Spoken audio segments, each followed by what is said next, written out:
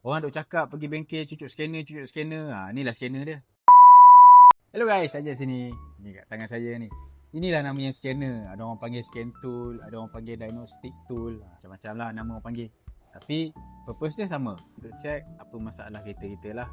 Utamanya melibatkan elektronik, sensor, melibatkan apa benda lampu yang naik dekat dashboard lampu tu, lampu check engine, lampu steering, lampu AT, lampu durian, ada lampu tanda seru, macam-macam lampu boleh naikkan lampu punya dashboard. Inilah yang digunakan untuk baca apa benda trouble code yang naik dekat kereta lampu tu.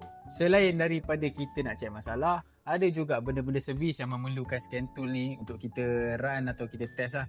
Contoh, apa nak bleeding ABS, hampa nak buat calibration, hampa nak buat clutch adaptation, hampa nak reset lambang spana, brake pad reset, brake pad belakang yang pakai handbrake elektrik tu kan, dan benda-benda lain. Ada bengkel yang tak ada ambil charge pun kalau kata nak masuk scanner. Tapi ada bengkel yang charge RM50, RM80, RM120, RM200 pun ada. Itu bukannya bengkel tu tipu Itu bergantung pada bengkel tu punya scanner lah. Scanner ni nampak kecil macam ni. Yang ini harga dia dekat RM4,000 yang ni. Ada scanner sampai RM20,000.